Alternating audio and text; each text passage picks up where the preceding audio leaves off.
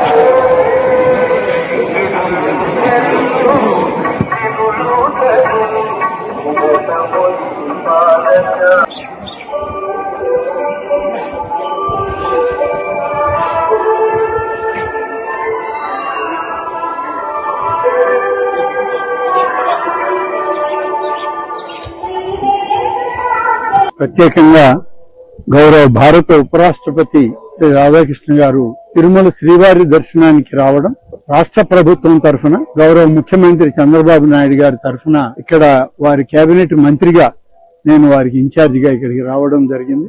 నిన్న ఎయిర్పోర్ట్ లో వారిని రిసీవ్ చేసుకున్న తర్వాత ఇవాళ దర్శనం, స్వామివారి దర్శనం, అలాగే కిందకి వెళ్ళిన తర్వాత పద్మావతి అమ్మవారి యొక్క దర్శనం తర్వాత వారి ఎయిర్పోర్ట్కి వెళ్లి అక్కడి నుంచి బయలుదేరడం జరుగుతుంది. ఈ కార్యక్రమానికంతా ప్రభుత్వం నుంచి మంత్రిగా నేను, ప్రిన్సిపల్ సెక్రటరీగా హరి జవహర్ లాల్ గారు, అందరం ఇతర అధికారులందరితోటి కలిసి వారికి స్వాగతం చెప్పడానికి ఇక్కడికి రావడం జరిగింది.